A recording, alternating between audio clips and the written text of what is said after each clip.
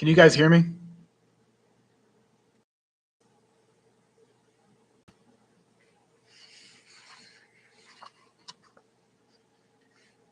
All right, bear with me, guys. This is the first time I'm ever trying a live stream. Can you guys help me out? Does this look backwards on your end, like upside down?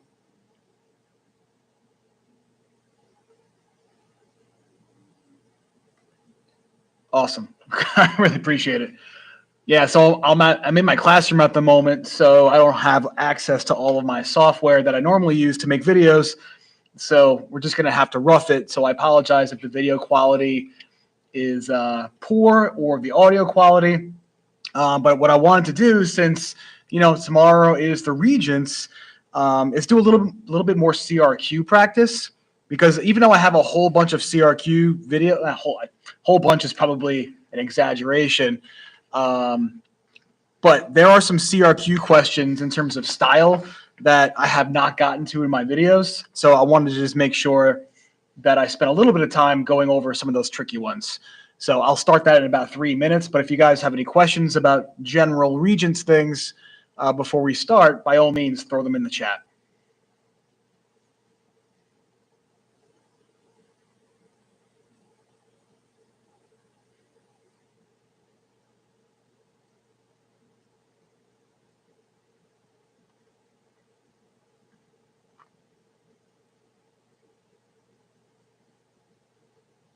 Radboy X, yeah, definitely paraphrase. There's no need to put in massive quotes. If you guys paraphrase, you're going to convince your reader that you understand what your documents are about. There should be really no situation in a CRQ where you're using more than like 3 sentences, which we'll do together. I think this is personally much easier than an AP exam. Personally, I do believe that. Mr. Das, what's up, kid? No more quoting, okay?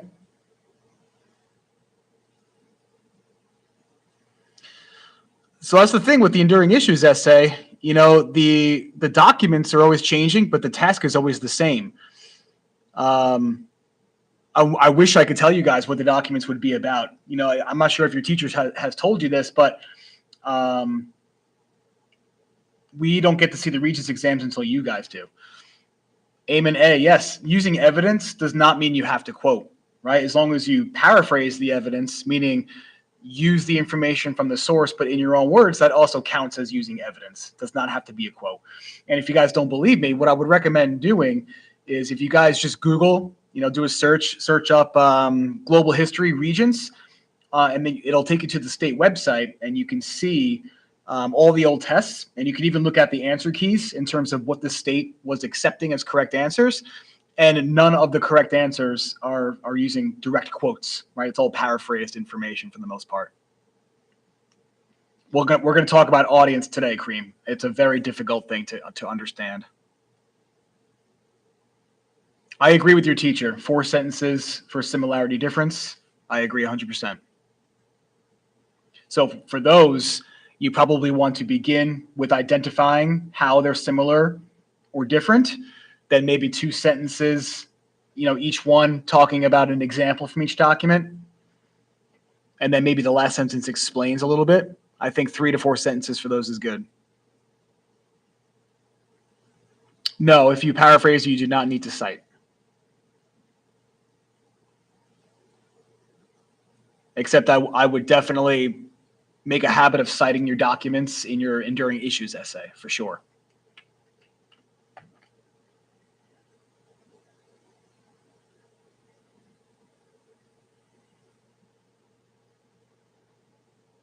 It's tough to say what you need to pass. Again, Nick, I would check out the state website. It gives you, like, if you go to each Regents exam, you could check out the scoring guidelines, and it gives you a breakdown. It depends on, each year. It changes a little bit. But I would recommend trying to get like 20 multiple choice questions correct. I think that's something we should definitely strive for.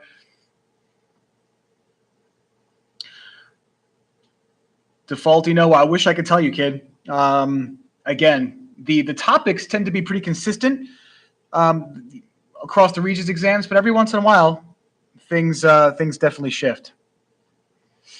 Alika, it depends, right? A lot depends on your CRQ and your essay. Mr. Das, you could definitely get an 85. If I was a betting man, I'd say you would get that. I personally would not begin with the essay because if you guys do your multiple choice first and your CRQ, it might jog your memory about maybe some outside information that you can use on the essay. Me personally, I would want to be seeing some things that might jog my memory. Yeah, I know, June 2019. There are not that many examples.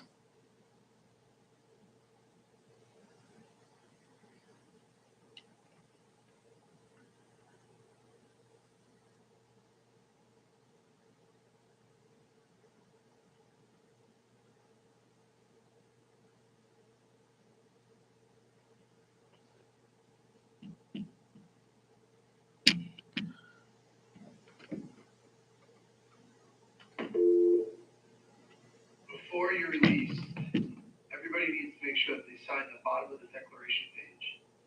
If you did not do this, expect to hear this voice at around 7 a.m. tomorrow morning, waking you up to get you to come in and do that. I mean, I can understand why your teacher wants you to start with the essay, you know, just to make sure that you have enough time for it. It's up to you. It's up to you. I don't think there's a wrong way to go about it.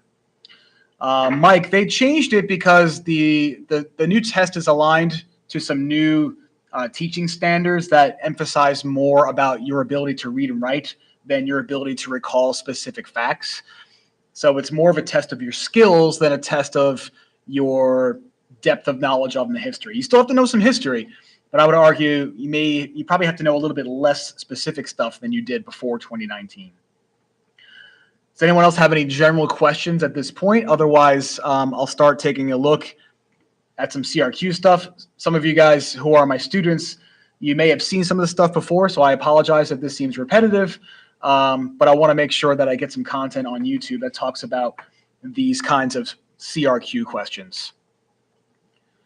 I probably do the multiple choice first, and then the CRQs, and then the essay. I personally would probably go in that order, but I would definitely recommend trying to allow yourself at least an hour for that essay, if not more. Right? You do have 3 hours total. I would definitely try to use all of your time. Harudaji, you could definitely paraphrase. Okay, you do not need to, have tons of direct quotes. Can you directly quote something? Sure, but I would keep them short. Right? Remember, you want to convince your reader that you know some history and that you have an ability to explain things. Star Lewis, specific years, not really a big deal in terms of the Regents. I really can't think of one specific date that comes up anymore on the test. Most important topic. Man, I wish I could tell you. It does seem to vary. I don't think there's any one specific one. Mike, I work in a high school on Long Island. I'm a downstater. All right, so at this point, I'm going to dig into some CRQ things. And let's take a look. Again, this is the August 2022 exam. If you guys have never seen a CRQ section before, you get 2 sets of documents. Okay, so you get document 1, you get document 2, and then the third question asks you to use both of them in some capacity. Okay, and then you get another set and do the same exact thing, right? So remember that, right? When you get that question, that third part, they're asking you to use the documents from that particular set. Don't jump across document sets. What I mean by that is don't use a document from CRQ number 1 in your answer to a question for CRQ set number 2. Some of my students have made that mistake recently, okay? So don't make that same mistake. So again, this is the August 22 exam. And the first document here is talking about a question about historical circumstances, okay? If you guys don't know what this question is asking, it's basically asking you to describe some of the history before the document and how it might have led to the document unfolding, if that makes any sense. Mr. Das, excellent. Okay, so this particular cartoon on this August 22 exam is weird, right? It does relate to something that looks maybe like a caste system, right? It's talking about the inequality of the estates system in France just before the French Revolution. So when you see a question like this and it's showing the inequality, don't mind this word Inquisition. Right? Inquisition was a historical process that the French and Spanish used around this time to kind of eliminate other religions other than Catholicism. Right? So that's maybe why the clergy guy is holding the same document. Clergy is church officials. But sorry, guys, I'm just looking at the chat a little bit. Okay, what I'll do, guys, I'll go through some information. Again, pardon me, I'm new to the whole live streaming thing. I will go through some information, and then I'll try to get to some of your questions a little bit after that, okay? So when you get a question about historical circumstances, don't say the French Revolution, okay? Because the French Revolution happens as an effect of the inequality. You want to describe some of the problems that led to a cartoonist describing them in a cartoon. This is definitely a horrible document, Defaultino. I agree with you. All right, so when you get this question, you might want to write about a little bit about how France had inequality with its estate system, maybe how the third estate was burdened, right? The guy on the bottom is being burdened by the other two. What's the burden? Probably the taxes, right? So maybe in your answer about historical circumstances, you could say how French society was divided into three estates, and the first and second estates did not have to pay taxes, while the third estate, right, this would be the third estate down here, had the burden of paying all the taxes, right? Those are the historical circumstances that led to this image, right? Don't say French Revolution, because French Revolution would happen after the questions. Smash Ultimate. Smash Bonus is great, by the way. Sure, the peasantry is part of the third estate. The third estate was like a really diverse group of people in France. You had bourgeoisie in there, right? So people that were educated and also had a little bit of money, but also the poorest of the poor were all stuck into one large social class. This represented basically 98% of French society, and they controlled very little of the land. These guys were the minority, and they controlled pretty much all the land. Yeah, 97, 90, 98, right about there. Okay, third estate was way, way more. Okay, the exact number is not too important. This is, I agree with you, one of the more talked about topics on the Regents, the French Revolution. There's a lot of stuff here, right? Because you have not just the French Revolution and people's problems with the king, but also you have some you could very well get a question about the Reign of Terror, right? How Maximilien Robespierre used the guillotine and arrests to kind of root out opposition to the new government. It could also be a question about Napoleon, right? All those things go with the French Revolution topic. Could you technically say the fall of the Roman Empire since it led to these estates? And Mike, I personally would not go back that far, personally. But what you're saying is true. Okay, so that would be okay. But just make sure you make some kind of connection to what you see in the document. Okay, if you guys don't know, you can use 9th grade social studies information and U.S. history information on your Regents exam. Okay, if you're looking for some outside information stuff for your enduring issues essay, you are allowed to use U.S. history. Okay, but don't forget to still write about the documents, right? That's the most important part. But if you're looking to boost your essay grade from a 3 to a 5, the outside information can be a big difference maker. Marie Antoinette definitely has the best wigs. Agreed 100%. Okay, so when you guys look at the next one here, this document comes up with the Regents a lot. The Declaration of the Rights of Man and of the Citizen, 1789. And if you guys don't know anything about this document was formed really at the beginning of the French Revolution. If you don't remember, the Third Estate, historical stand. Sorry, I'm just checking out the chat for a second. Yes, Amen A, I would accept that answer, and so would the state of New York. Okay, so the Declaration of the Rights of Man was created at the beginning of the French Revolution. If you guys don't remember, the Third Estate declares itself to be the National Assembly. Definitely always make sure you read the top of the document where it says that. And then right away, right, they stormed the Bastille, they seized gunpowder-based weapons. Eventually, they start writing a constitution, but this declaration was basically a statement of principles that the National Assembly will have as they decide to create their new constitution for their country, right? And if you look at this thing, it looks a lot like the Declaration of Independence. It also reflects, Star Lewis, good call, John Locke stuff, life, liberty, property. And yes, the third estate paid taxes, and the rest of the states did not. You're right. Harutoji, that's correct. So this question here is about point of view. For your Regents exam, guys, point of view means how does the author feel? In this case, the author is a group of people, right? The National Assembly. And the question is asking about the point of view regarding the relationship between government and its citizens.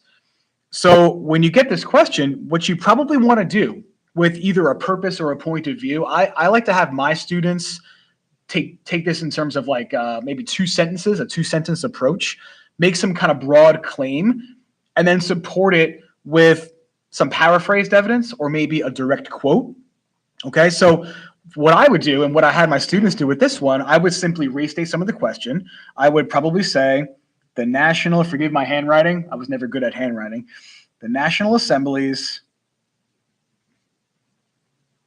If you can't see this, let me know. Again, I'm working with very minimal equipment because I'm in my classroom at the moment instead of my my nice Mac computer at home. I have to use Windows here at school. Point of view, I'm a little bit of a computer snob. Point of view regarding the relationship between government, I'm abbreviating for the sake of time, and its citizens. Thank you for the feedback, Rad Boy. And its citizens was that government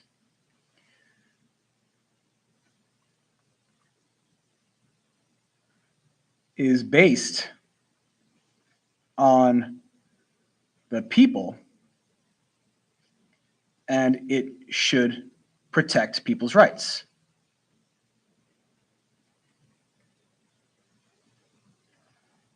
Right? That's the relationship. Government exists to protect people. And I did not just make that up. Okay? I actually have evidence from the source in that answer, right? How do I know that?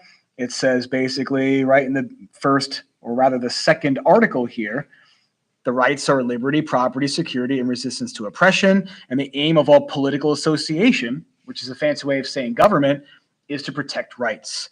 Okay? So I took a one-sentence approach here, right? You could probably do this in two, but I think one sentence covers it, right? I made a claim based on evidence from the source. Okay, point of view is opinion of the author. All right, that one is not too bad, but these are tricky, right? The questions where you're being asked to use multiple documents. Cause and effect are what come up most of the time on the Regents exam. Are you guys pretty good with these? For these questions, you don't need evidence. You always need evidence. Harutoji, always. Okay. Again, evidence does not have to mean quotes. It can mean paraphrased information from the source. It does not have to be quotes. Step-by-step prompt for writing a CRQ. Alicia, check out my CRQ videos. I think that would definitely help you out. Okay, but we're going to go through some of these practice ones today. When you guys see cause and effect, what I like to think about with these is how did document 1 lead to document number 2? And I think the best way to begin is to simply state the main idea from document 1 and say that it led to the main idea from document 2, right? So for this pairing of documents, I think the main idea from document 1 is the inequality in the French estate system. And then document number 2, the main idea is probably that governments should be formed, or rather the French people are forming a government that is going to protect the rights of the people. Okay, so I'm going to begin my answer just doing that, stating the main idea from document 1 and how it led to the main idea from document 2. So we'll say the inequality in the estates system of France. Again, forgive my handwriting. It's already terrible, and I'm just trying to go really, really fast. France led to the French people creating a new government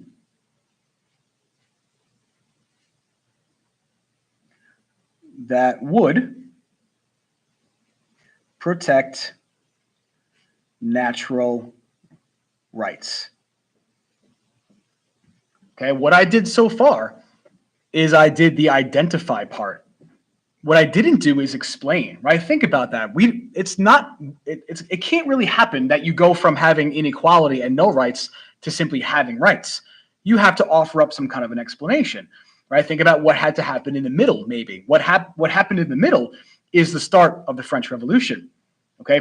The fact that they had to fight for those rights, right? And the ability to maybe rebuild their society is the explanation. So I like to use maybe the next sentence could be something like, this is because, or due to the fact, this is because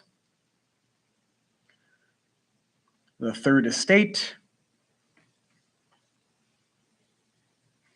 rose up and began fighting for rights during the French Revolution. And that should cover it. Okay, we don't need to fill up this entire piece of paper. One sentence should and is enough to explain the connection between the documents. If you wanted to go further and say something about how King Louis XVI had absolute power, that would be great. Do you need to directly state document 1 is the cause? I would avoid just saying document 1 cause document 2, because that doesn't really say much, right? It's kind of implied because that's how the state kind of sets this up. Again, I would start my first sentence with the main idea from document 1 led to the main idea from document 2. That's how I would go about it. That's how I did it here. Instead of saying doc 1 led to doc 2, I said inequality in the estate system, which is document 1, led to the French people creating a new government that would protect rights, which is doc 2. Okay, then offer one sentence of explanation of how that was possible. Smash Ultimate, you don't have to cite documents in your CRQ. Should you do it in your essay? I personally would. Okay, but you do not have to cite documents in your CRQ. All right. Esther, yes, historical circumstances is like what led to what you see in the document, right? Explain what led to what you see. Okay, so those are pretty straightforward, but the rest of this particular CRQ has some funky stuff going on here. Okay, Gisela, I have a 3-part series on the enduring issues essay. Check out my playlist that I made on my channel, and you can watch those. They're long. You might fall asleep a little bit here and there. Okay, but check those out. They should help you write your introduction and body paragraphs. And if you guys look, I made a video last spring. I think it's called the Global History Regions from Start to Finish. And the back half of that video goes over how to do the enduring issues essay. Howard told you don't need to do direct quotes in your CRQs. Okay, paraphrasing is perfectly acceptable. But I would say, right, depends on what your teacher has done in your classroom. Like my students, for example, are pretty solid with their paraphrasing. They're used to that because that's what I encourage them to do. If you've been quoting and your teacher has been okay with it, then go with it because you're probably doing it just fine. And maybe now is not the right time to rethink your entire approach. Oh, no, is the essay about tech? I'm not really sure. Take a look. It's been a while since I went through that. Gisela, you probably have to check out your bus schedule. I know that where I work, the students will be here at like 7 o'clock in the morning, and they'll have to wait until 8 o'clock to start their test.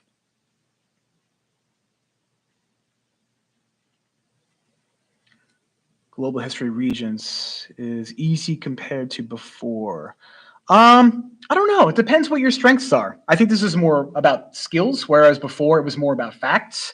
It depends. If you're good at reading and writing, I think this is an easier essay.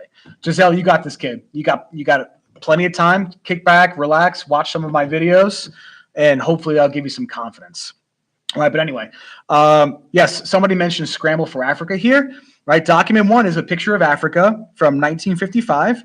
And if you were to look at this map key, I hate the font choice here. It's kind of hard to see. But all these different patterns represent European nations having control over chunks of Africa, with two exceptions being Liberia, which you'll talk more about Liberia, and believe it or not, in U.S. history next year, and the country of Ethiopia, which if you remember Ethiopia, the guy who led Ethiopia, this guy Menelik II, was able to modernize the armed forces a little bit better by making some deals with Europeans, and he was able to resist the Italians. I agree, Hazido. I think maps are pretty easy. And yes, Radboy, Mr. Das, Ethiopia never got colonized. Okay, so this map is showing the scramble for Africa. If you guys don't remember, there were reasons why the Europeans did this in the first place, right? This reflects European imperialism, right? But look at this question. It doesn't come up that often. It confuses kids, but I actually think it's easier than historical circumstances, right? Historical circumstances is what is the history that led to the document. Geographic context or geographic circumstances is what is on the land that may have influenced history. So what is on the land in Africa that led to European colonization? Okay, yes, a lot of you guys are saying natural resources, right? Natural resources is part of geography, right? Because they come from the land. So all you have to do is mention the resources and how it led to the history unfolding.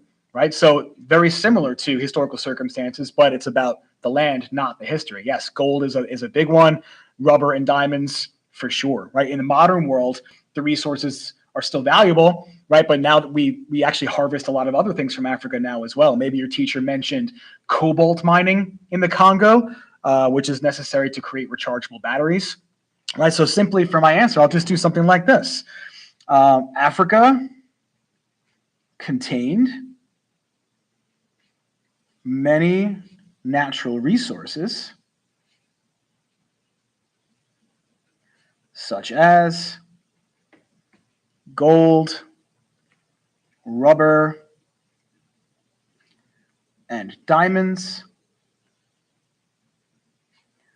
which led to Europeans colonizing the continent. If you really wanted to explain further, this would be accepted, but what I would recommend is offering a little bit more of an explanation as to maybe why they did that, right? And why they did that is about the Industrial Revolution, right? It's about grabbing the resources necessary to industrialize. Maybe not so much for the gold and the diamonds, but certainly rubber was an important resource for industrialization, right? This was because Europeans needed resources to further their goals of industrialization, something like that.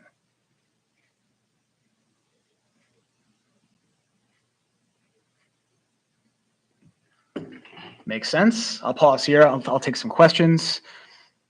Geographic context, ex Esther, is like what's going on with the land that led to the history shown in the document. That's all. Yes, the history behind the geography of an area. It's a good way to describe it.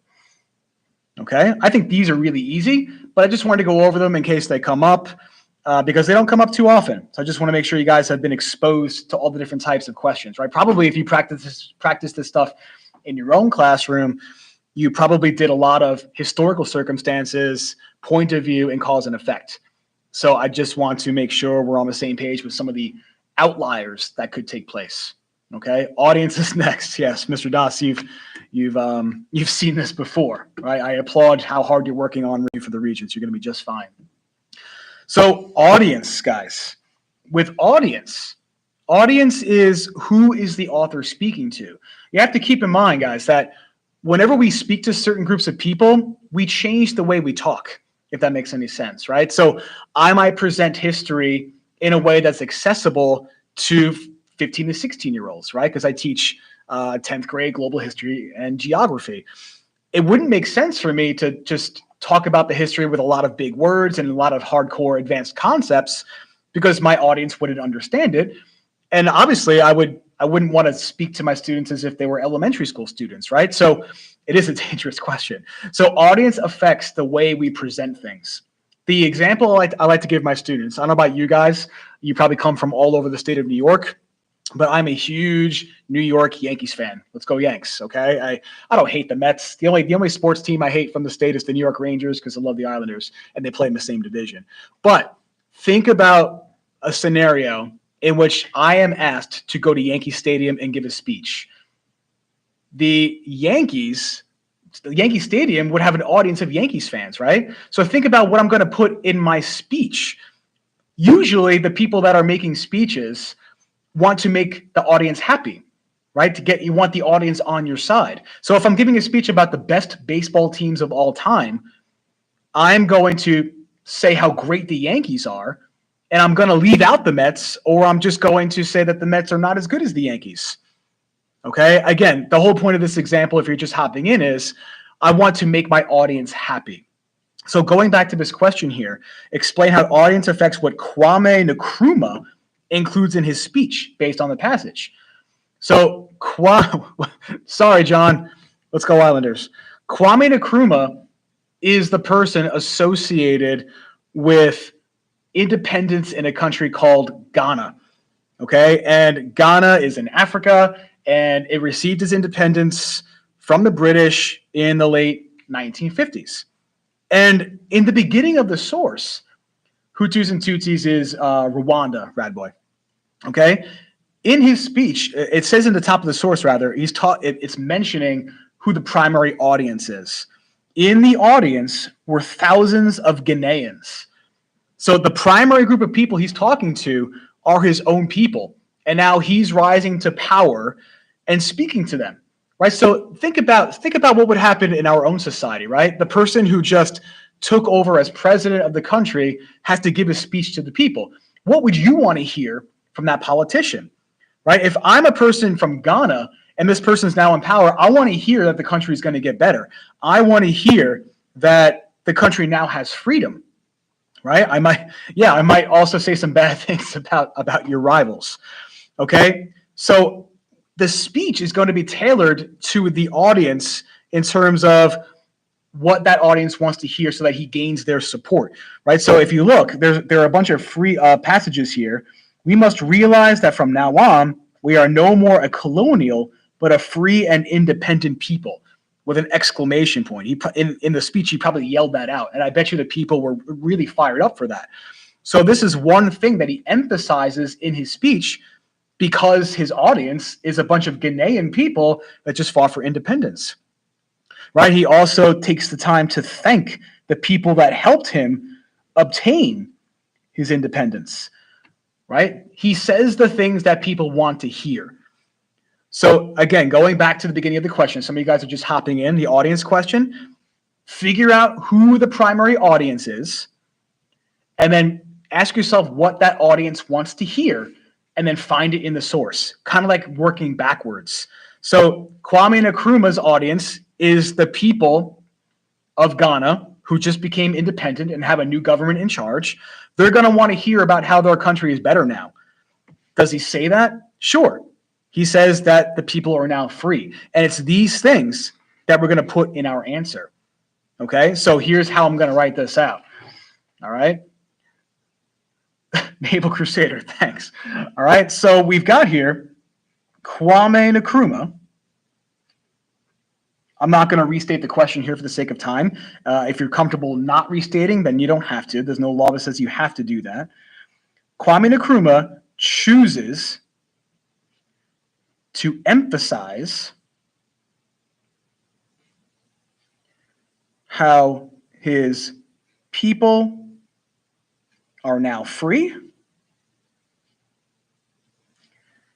and he makes an effort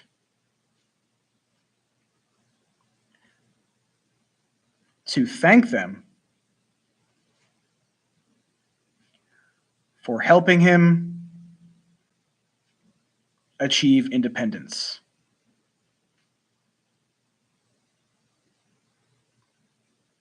Okay, again, ask yourself, what does that audience want to hear in that particular moment?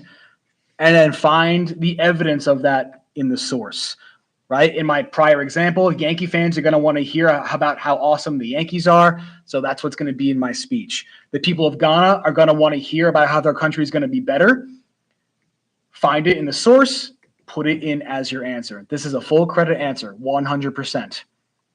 Guaranteed. I think this is very difficult, though, okay? Even though this looks simple, that's a hard process.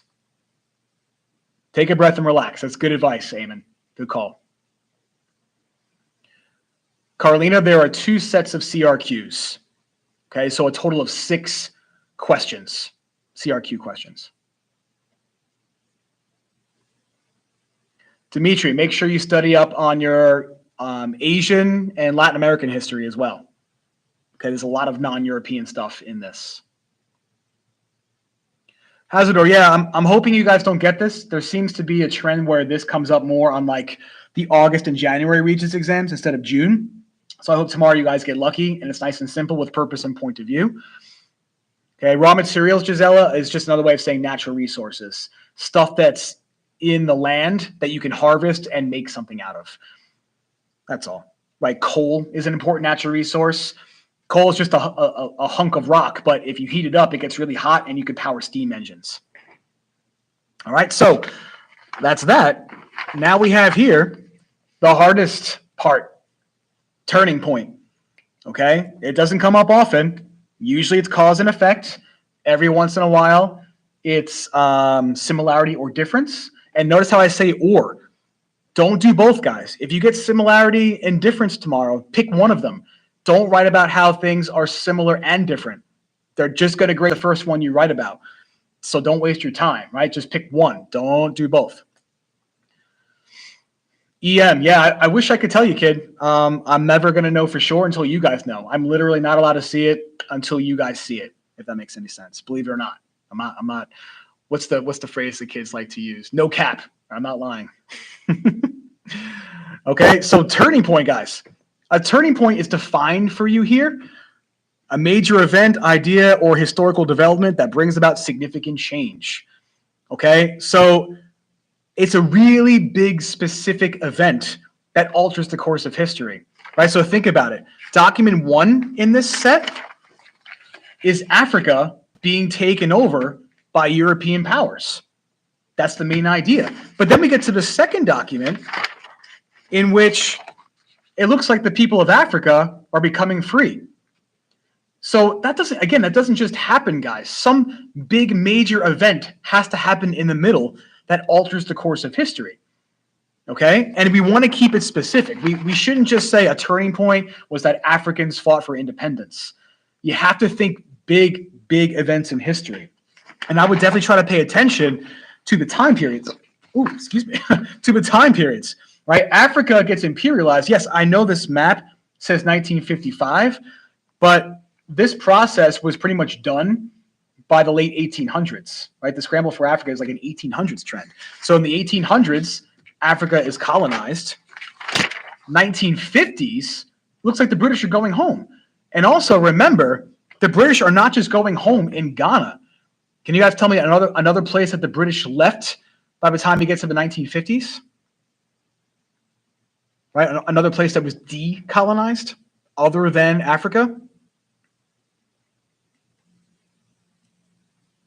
India, right? Maybe Palestine could be another one, right? Palestine was controlled by the British as well until 1947. Haiti was freed in the late 1700s, early 1800s, right? Toussaint Louverture. But anyway, guys, somebody mentioned Berlin Conference. That's a good turning point, right? Because without the Berlin Conference, none of this is possible. But I think you might want to stick to something that happens in the middle if you can, right? And for me, the turning point is World War II. Okay, your teacher should have told you guys that World War II was a turning point for the people of Africa and Asia, because after World War II, think about how destroyed the European nations are. They don't have the resources anymore or the troop numbers to maintain their empire. So World War II, I think, is the turning point that causes all the change. Okay, so identifying World War II as a turning point is part A. So could World War II be the turning point for all countries if we got a question like that? Yes, it could, Hazador. I think World War II could be a turning point if this whole thing was about India as well, 100%. So check out how I'm going to do this. One turning point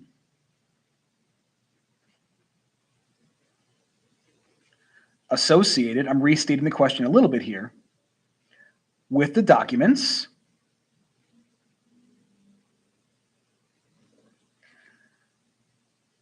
is World War II.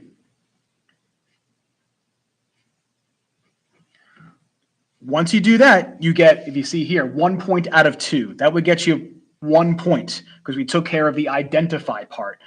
Now I have to do a couple more things, right? This is one of those that's going to require multiple sentences. I have to explain, and I have to include some evidence from docs 1 and 2. Use the information from the documents to explain what life was like both before and after World War II for this part of the world. Before World War II, I'll just use WW2. Europeans colonized, that means imperialized, right? Taking over. Colonized parts of the world, comma, including Africa. There is my evidence from document 1, right? So a lot of you guys tend to ask me about quotes. Yeah, you can use quotes, but you can't quote a map, right? But they still want you to use evidence. So that means you're going to have to paraphrase, okay? So be careful with that. Sometimes you just can't quote.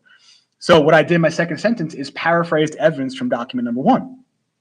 After World War II, here comes the information from document 2, okay? After World War II, WW2, African nations obtained their independence from European nations.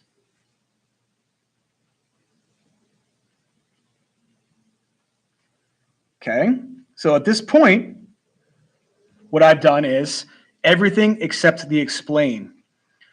Okay, I identified the turning point in my first sentence, and I used information from both documents, but I didn't really explain the connection between the turning point and the change in history, right? So that's what I'm going to use to close this out. This is because, a good sentence starter to offer up some kind of an explanation. Gold Coast is Ghana. Yes, Gold Coast is what the British call that area, but they renamed it to Ghana because maybe you guys remember from 9th grade that Ghana was a name for a kingdom in Africa that's basically in the same region of the world. Maybe you remember Ghana, Mali, Mansa Musa. That was some 9th grade stuff. So anyway, back to this. This is because European nations no longer had the troops or resources to maintain their large empires. Are there more reasons for why this happened as a result of World War II? Of course, but they're not asking you to write an essay here. One sentence of an explanation is absolutely enough, right? There was more to it. Also, right after World War II, there was this emphasis on granting countries self-determination in the world because it was seen as like the moral thing to do. So there was definitely that as well, but we don't need to have every reason. Just one is good. So if you guys get a turning point, just to recap what I did here, state a specific historical event that changed the history surrounding the information in the documents. I like to think about a specific event that happened in the middle of the documents, okay? Use the documents to describe what life was like both before and after the turning point, right? So the before is document 1, the after is document 2, and then in your last sentence, explain how the turning point changed the history. It's not easy, okay? This is, in my opinion, the hardest thing in the CRQ section because you're going to have to remember some turning points in history, right? Even within events, right? Think about World War II. If you guys remember World War II, there were turning points in that war. right? The Battle of Stalingrad was a turning point because before the Battle of Stalingrad, the Nazis were able to invade a lot of the Soviet Union until the Russians finally won a victory and started to push the Germans back. D-Day is a turning point in World War II because it opened up a two-front war because now the United States is involved in the West and the Russians are fighting the Germans in the East. Okay, so I have a couple more minutes before I have to go. So if there's any like general questions you guys want to talk about, Giselle, it's really hard for me to do a full enduring issues review. But if you check out my videos, like the one parts 1, 2, and 3, there were some links on the bottom there. And one of the links will take you to a Google Doc that I made that I give my own students. It's called an Enduring Issues Checklist.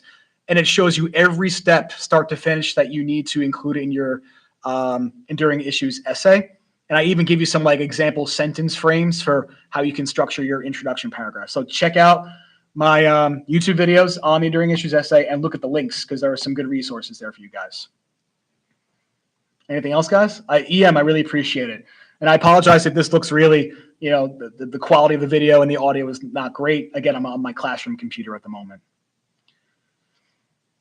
I work on Long Island, guys. Okay, Long Island, I'm a downstater. I don't want to give away too much personal information, but Suffolk County, Long Island, which is where I've lived my entire life.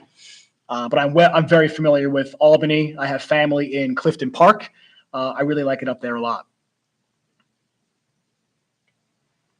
Main topics to go over for the Regents. Tough to say, Havoc, in a video right here.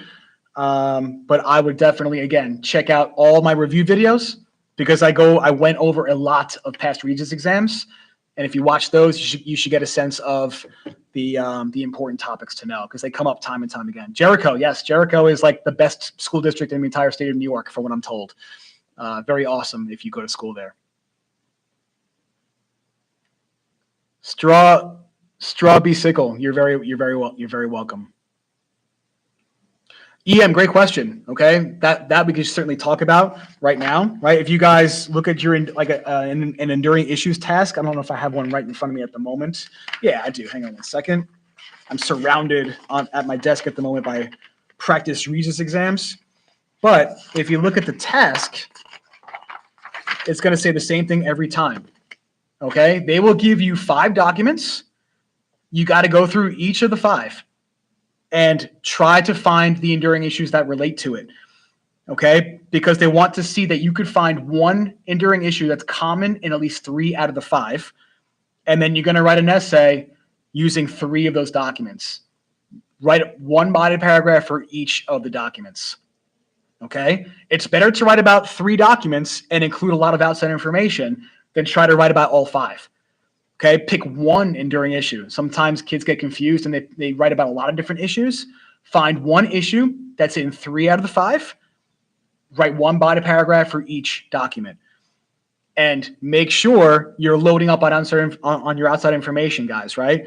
If your document is about conflict in Africa, try to make a connection to maybe what caused conflict in Africa that's outside the document.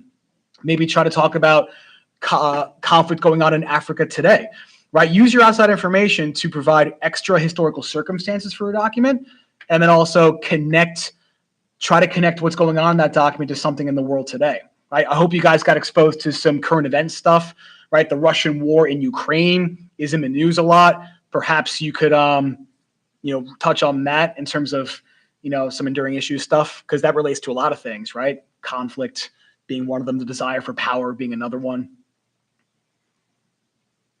Okay, Jaden, like I said, try to use your outside knowledge to provide extra reasoning for why the document is even happening, and then also try to connect the stuff in the document to what's happening today. Is it best to annotate your sources? I personally think so.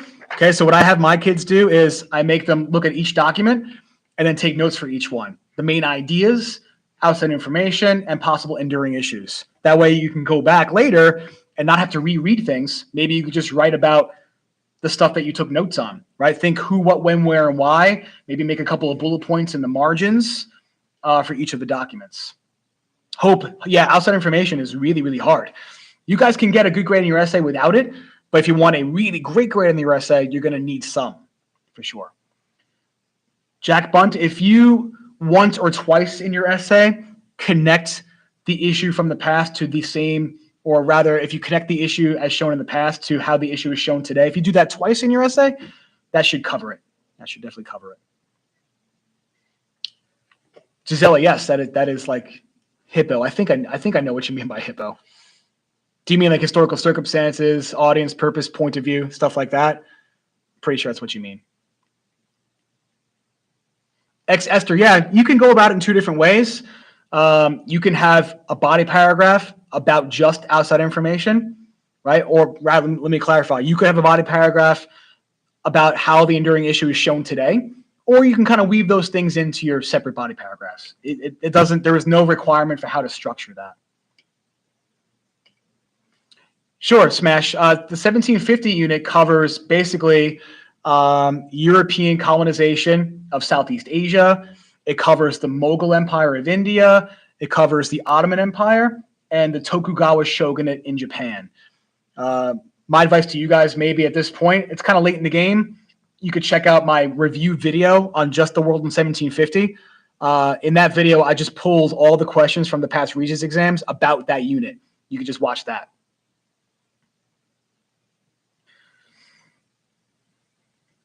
How much analysis? Again, guys, it's hard to know for sure specifically how much, but you should definitely be explaining how people are being affected by that enduring issue, right? That should appear in every one of your paragraphs. Don't just summarize the documents. Explain how people are being affected by the issue that you chose. Smash, yeah, the land empires are the Ottomans, Mughals, and the water empires are the Europeans dominating, or rather trying to create trading post empires in Southeast Asia. I would say an introduction, 3 body paragraphs, and a short conclusion. Okay, conclusion, guys, think 2 sentences. Maybe just kind of take your introduction paragraph and restate it a little bit, right? Kind of tie it all together. Tell me again what the enduring issue is, and tell me some of the ways people were affected by it. G. Cook, it's hard to know, right? Conflict might not be in the documents tomorrow, right? So if it's not in the documents, you shouldn't choose it. Multiple choice and CRQ, if you guys rock those, that would certainly help, right? Then it takes less pressure off of the essay writing.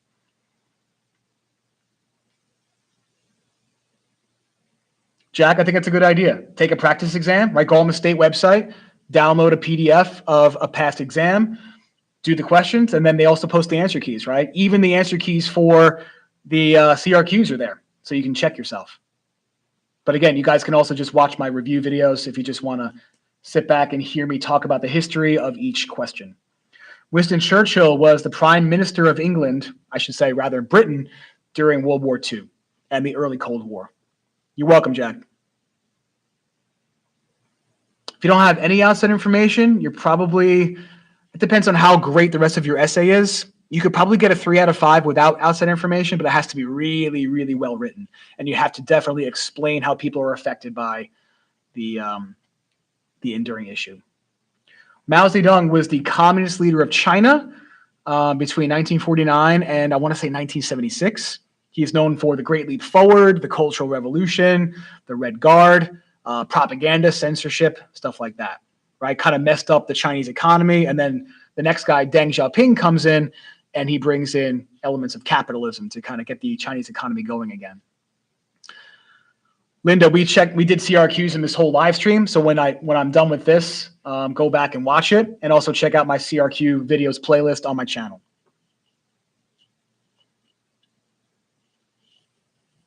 SPX is hard to know for sure without seeing an example, but I would try to be specific. Great leap forward was certainly a great failure, a great leap backwards. I would agree. Arsenics, that's a lot of isms, kid. Capitalism is an economic system where the government does not get involved. Nationalism is taking pride in one's country and putting the needs of your own people before the needs of others. Imperialism is one part of the world tries to take over another for resources and new markets to sell your goods. Self-determination means people have the right to create their own government and rule their country without interference from others. Coda, it's going to be okay. Deep breaths, watch a couple of videos, You got this. Great Leap Forward was a failure because part of Mao's communist policies was to create these things called communes. Commune was like a collective farm where peasants are expected to work together to produce agricultural products. And since it was done very inefficiently, it led to massive amounts of famine. Okay, I can't quote you an exact number, but I want to say multiple millions of people died of starvation as a result of collective farming in China. So that's why it's kind of seen as a failure. And plus the industry stuff was kind of a mixed bag. It wasn't all that great. Don't worry about Machiavelli. He's 9th grade. He's not on your Regents. Hater, I'm not sure if I have a list of all the isms. That'd be a good thing to have, though. I should do that for next year. Coda, that's great. There are definitely a couple more. I know they're really, really boring for sure, but it couldn't hurt if you've got nothing else going on today. I don't know about you guys, but I'm dying to play some Zelda Tears of the Kingdom, and I'm going to definitely do that when I get home today.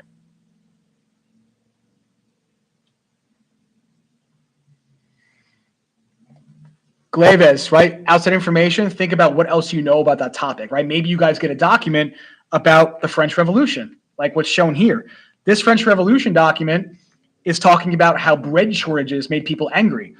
But maybe outside information could be what else you know about the reasons why the French Revolution happened, right? That could be some good outside information for you, right? So think about what else relates to the information here.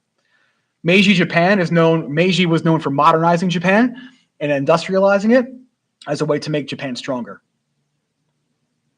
Gandhi used civil disobedience to kick the British out, right? He broke laws. He tried to encourage people to make their own clothing and produce their own products as a way to hurt the British economy and make the British look like big bullies so that they would leave, right? They arrested Gandhi for making salt, basically, right? And then the whole world is like, did you really arrest Gandhi for making salt? Just seems kind of ridiculous. So eventually the British went home. Thunderlight, check out my Enduring Issues videos because in the description, you'll see a link to a list of common enduring issues that have come up a lot. Opium Wars, sure. So basically, the British were looking for a way to make money with China because the Chinese would not purchase anything from Britain. So they smuggled in opium illegally, and the Chinese population got addicted, and the government tried to stop the smuggling of opium, and a war was fought. The British won that war. The Treaty of Nanjing is signed. Britain gets Hong Kong and spheres of influence. And it kind of alters the course of Chinese history as a result. Montesquieu, right? 3-syllable last name. That means 3 branches of government, separation of powers. G. Cook, yes, opium is a drug. Hater, there's no pattern about what topics will be on the multiple choice questions. There are some that tend to come up a lot. I keep seeing Kemal Ataturk and modern Turkey on the regions. That seems to come up a lot for sure, off the top of my head. South Africa comes up a lot on the region's hope. Yes, okay. Nelson Mandela helped end apartheid in South Africa. That comes up on many regions exams, as does Gandhi. Yes, Rad Boy, Britain was industrialized. That's what helped them beat the British. I can stay on for 6 more minutes, guys. I have some errands to run. Apartheid means that in South Africa, black South Africans and white South Africans were segregated. Black South Africans could not vote. They had to live in lesser neighborhoods and go to lesser schools. Yeah, okay. Augusto Pinochet is a person associated with Latin America. He's an anti-communist. He committed some human rights violations in an attempt to remain in power. Absolutely. Okay, check out Yoni. You're welcome. Good luck to you.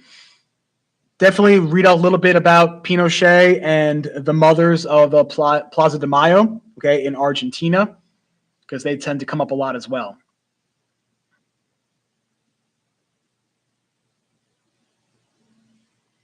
Sure, Meiji Restoration. Okay, before the Meiji Restoration, Tokugawa was in charge of Japan, right? He was a shogun, and Japan was broken up into a lot of different provinces, each governed by a daimyo, right? A local landlord, and oftentimes that led to conflict, right? Because each one was trying to obtain more property. So eventually, that is all put aside once the Americans show up and demand trading rights, because the Japanese are like, wow, if we don't get our act together, we're going to get taken over just like the British took over China. So they get rid of the shogunate, and they replaced it with a modern government that's open to Western ideas and modernization as a way to strengthen their country. I personally would review all topics equally, honestly. I know that sounds annoying.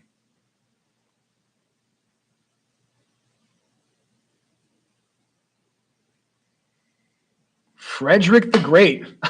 EM, I'd be shocked if you saw anything about Frederick the Great.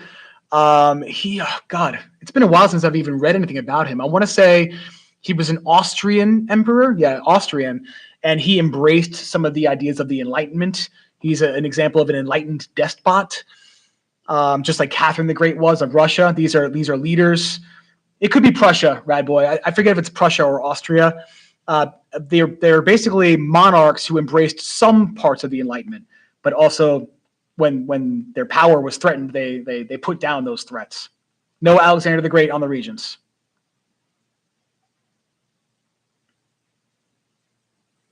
Robespierre led the Reign of Terror in France, and what that means is anybody who still supported the king or was suspected of being loyal to the king was arrested or decapitated using the guillotine. Not a great period, not a great time period for the French people. Napoleon is the person who seized power and kind of restored some order. Toussaint Louverture led the Haitian Revolution. Okay, led it one of the probably the only major successful slave insurrection that we know of. Louis XVI is Louis the 16th, the last. I shouldn't say that. He was the absolute monarch in France that was decapitated before the French Revolution. Iron Curtain represents the division between communism and non-communism in Europe. God used civil disobedience, right? Peaceful protest to end British imperialism. The Armenian genocide is when the Ottoman Empire thought that this Christian minority group was a threat that was going to cause problems within the empire. So they decided to attempt a complete genocide of the Armenian people as a way to put down that threat. Definitely a human rights violation.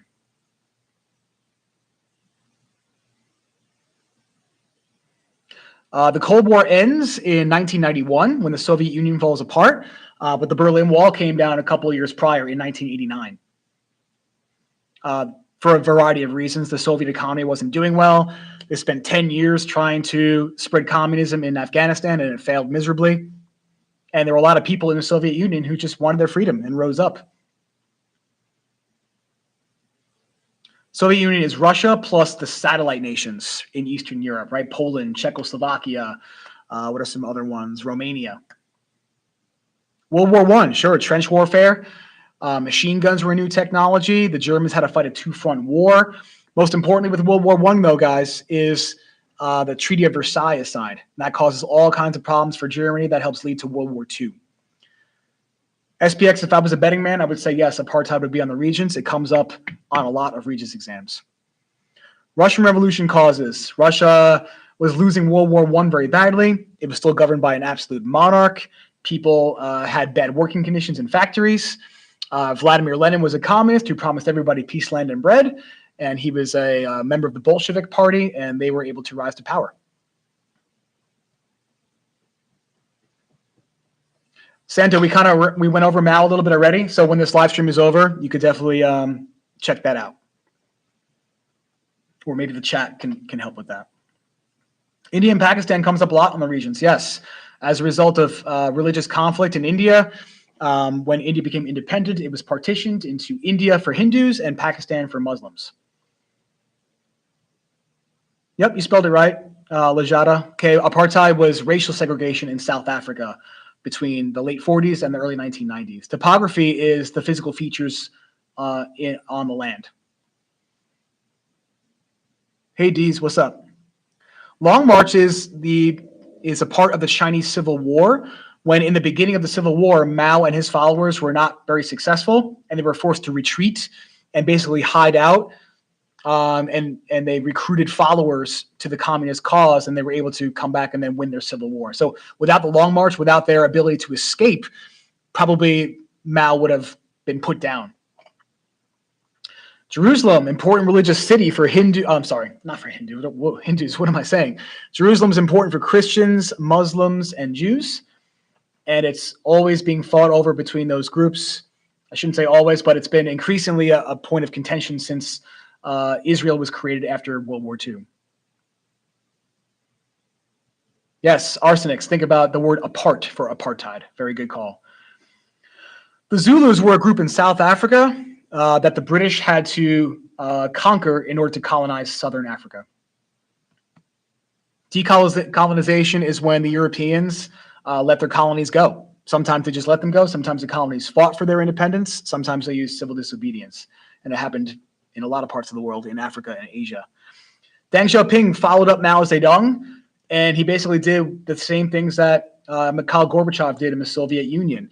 He decided to bring in some capitalism into China. He encouraged foreign investment, but he also did some sketchy things like the one-child policy, and he brutally put down a student uprising in Tiananmen Square in 1989. So he did not allow freedom of speech or any kind of political freedom. Hater, I wish there was a trick to it. You just gotta have to keep studying it up, studying it up. It's already been an hour. Time flies when you're talking global history, am I right? Zionism is Jewish nationalism, which grew after the Holocaust. It's the idea that Jewish people would be stronger if they were united and had a country of their own. Because when you have unification and your own country, you're not going to be bullied. And Jewish people had been bullied for a long time. At this point, we have reached the end of the living environment.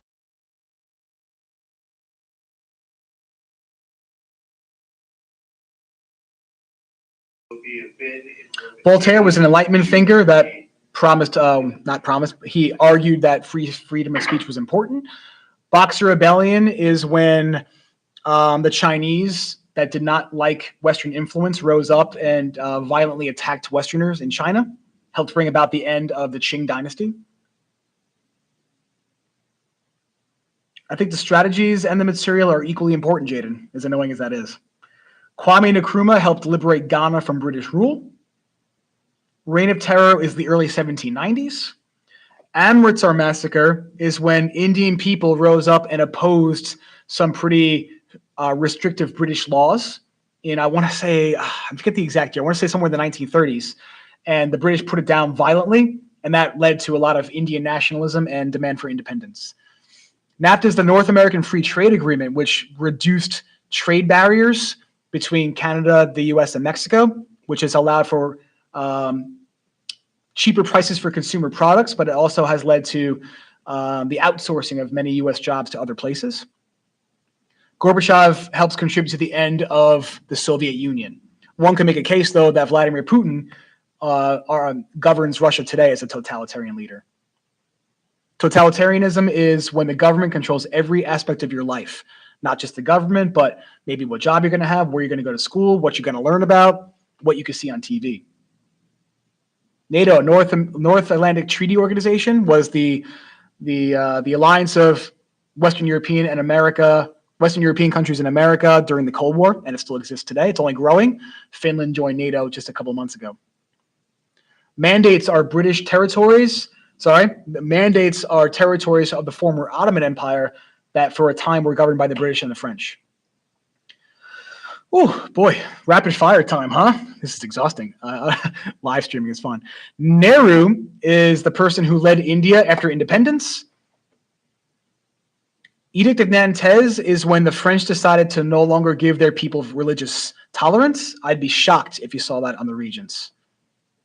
I don't think it's ever been on the Regents, at least since the 2019 version of the Regents. Arab Spring begins in 2011. It's when countries in the Middle East decided they're tired of their dictators and rose up using the power of social media to coordinate their rebellions. Sorry, guys, at this point, I'm just going to try to get to the things I haven't talked about yet. I know there's been a lot of people just hopping in. Warsaw Pact was the alliance formed between the Soviet Union and the Eastern European communist countries during the Cold War.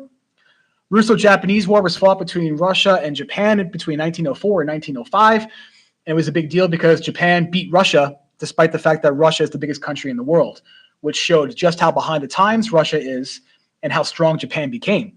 And since Russia lost, it also helped contribute to the Russian Revolution because it's like, wait, how come we can't win these wars? What's wrong with our government? Autocrat is another word for an absolute monarch. Chapters 15 and 16. I'd be happy to try. I just don't know which textbook you're referring to. Colonizing and imperializing are the same. Jomo Kenyatta is a Kenyan person who helped liberate Kenya from British rule. He's associated with decolonization. Imperialization is taking over, and you do it to obtain the resources necessary for industrialization. There's definitely a connection there. Sophia, definitely check out my Enduring Issues videos. They will help you, and in the descriptions, there are materials that will definitely help you, like checklists, like the steps you should take. Hater, no, I'm a classroom teacher. I work for in the state of New York, but I just thought I would try to help you guys out last minute. Matthew Perry is an American who went to Japan to try to open up trade between the U.S. and Japan, and got the Japanese to sign a trade agreement that they didn't want to sign, and that helped trigger the Meiji Restoration. So, I would spend at least an hour on the essay personally. Social Darwinism is the idea that weaker groups in the world are going to go away unless they're taught modern ways, and it was used to justify European imperialism. It's also associated with maybe the phrase you learned, the white man's burden, that it's the job of Europeans to civilize Asians and Africans, otherwise they're going to vanish off the planet. Okay, it's also kind of a not nice way of thinking about non-European peoples. Fascism is extreme nationalism, yes. Your fascists that you need to know are the Italians and the Nazis. Jade, in historical circumstances is what is the history that led to something being shown in a document? And we went over that earlier in this video. Geographic circumstances is what is happening on the land that could have led to some history unfolding. Like maybe the land has natural resources, and that's what triggered people to go to that land, for example. 28 multiple choice questions, 6 CRQ, and an Enduring Issues essay. Sure, the Italians. You had 3 Italian unification leaders, Giuseppe Mazzini, Count Camillo Cavour, and Giuseppe Garibaldi. They used diplomatic means and militarism to unite the Italian people into one country. Okay, he's like your Otto von Bismarck. Right? They were like the Otto von Bismarck of Italy. Otto von Bismarck united the German people using what sometimes the Regents calls blood and iron, which is just code for militarism.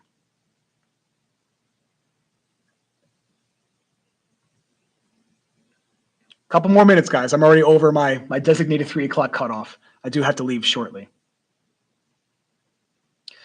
It's hard to say, Alex. It depends on what the documents are about, right? But I think, for example, a modern day version of conflict could be the war between Russia and Ukraine. Certainly relevant.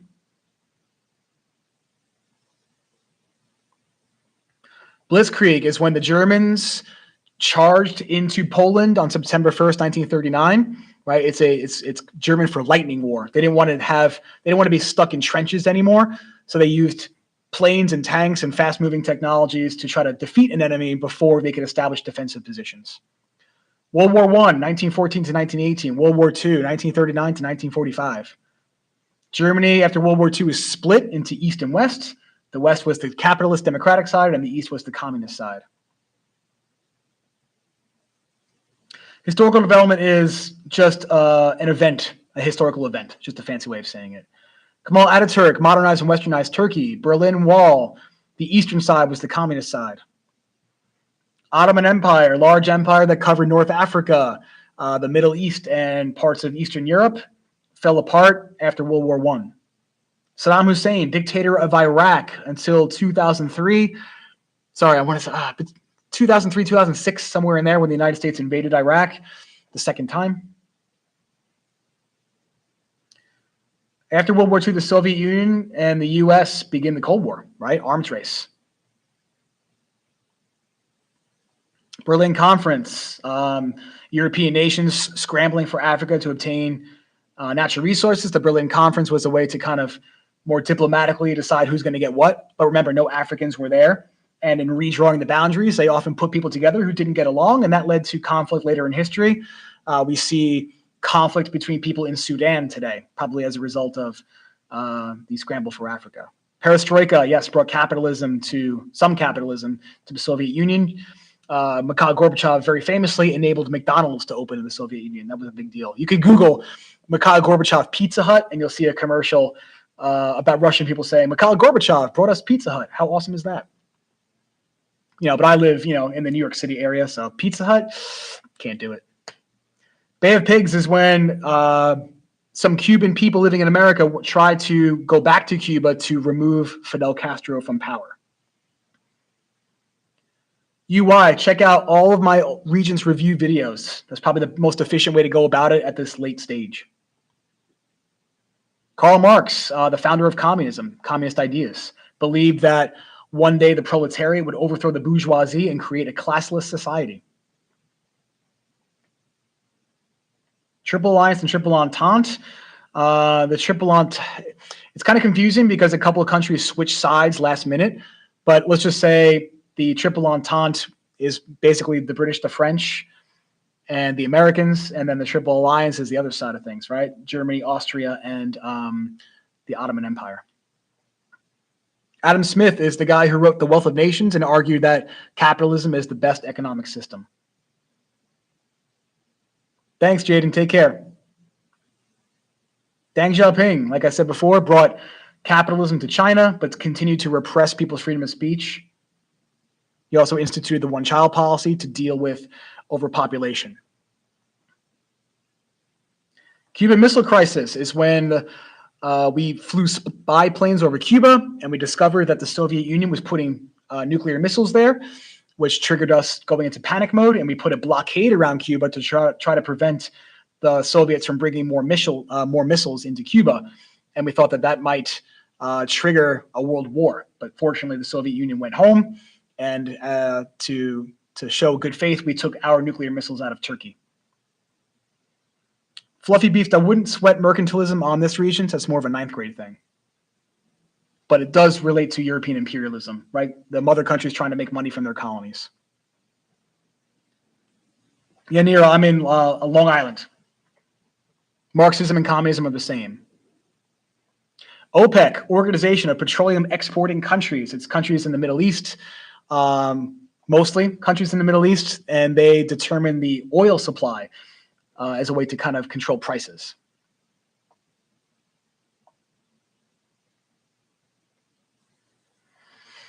These, I think you're referring to the Great Leap Forward, which was an epic fail because people died of famine. I think you're referring to, Stan, the strategic arms limitation talks. It's when, during the period of détente, which is relaxing tensions, the two superpowers agree to limit their nuclear development to kind of ease the fear of the Cold War. Space race, who can get to the moon first? I'm told that the United States won. Ho Chi Minh, nationalist leader of Vietnam, fought against the French and later the Americans. Camp David Accords is when in the 1970s, there was an effort towards peace in the Arab-Israeli conflict, and Egypt recognized Israel's right to exist. Ottoman Empire, what should you remember? It was very religiously diverse. They had a strong central government that used religious tolerance to keep people together, but it fell apart after World War I. Containment, stop the spread of communism. Famine means dying of starvation.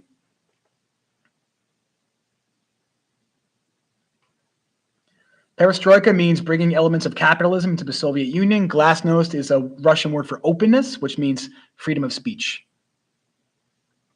Yes, non-alignment is neutral, not taking a side in the Cold War. Don't worry about the Byzantine Empire. They will not be on the Regents. Interconnectedness is when countries are connected via communication or trade. Sometimes it's good. Sometimes there are negative consequences. Godzilla is hard to say because it's, there are multiple parts of the test, multiple choice, CRQ, and essay. All right, guys, unfortunately, I do legit have to go and move on with my day. Please, check out the rest of my review videos, especially at this last minute juncture to study for your Regents. I wish you guys all the best, and you're going to be okay, right? And if not, it's not the end of the world, right? You have another crack at this in August. I'll try to put out a couple of videos over the summer to help you guys out with that, all right? Best of luck. You got this. Take care, guys.